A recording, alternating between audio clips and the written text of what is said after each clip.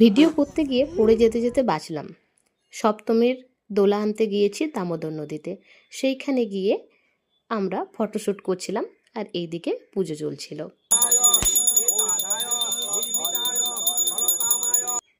তো দেখো কত সুন্দর পরিবেশটা, দামোদর নদীতে কত জল, চারিদিকে কাশফুল ফুটে রয়েছে, পরিবেশটা দেখতে খুব সুন্দর। তো এইরকম পরিবেশে না ছবি ভিডিও তুলে কি পারা যায় বলো?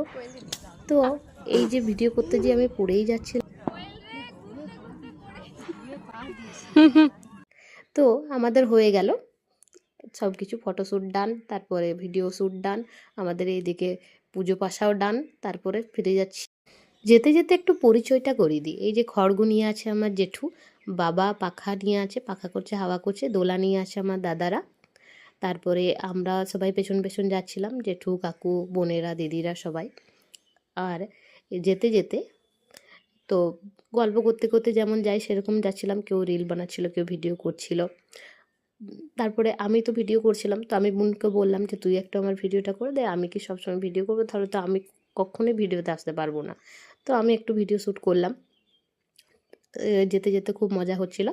তো দেখো এতটা হেঁটে গিয়ে তারপরে কিন্তু রাস্তায় বেরোবো। তো যেতে যেতে আবার একটু জল ছিল, সেই জলটা পেরিয়ে গেলাম। তো পেরিয়ে যেতে যেতে আমি একটু ভিডিও করে নিলাম। খুব সুন্দর লাগছিল এই ঠান্ডা জলে পা ডোবাতে, কারণ তখন ভীষণ রোদ ছিল।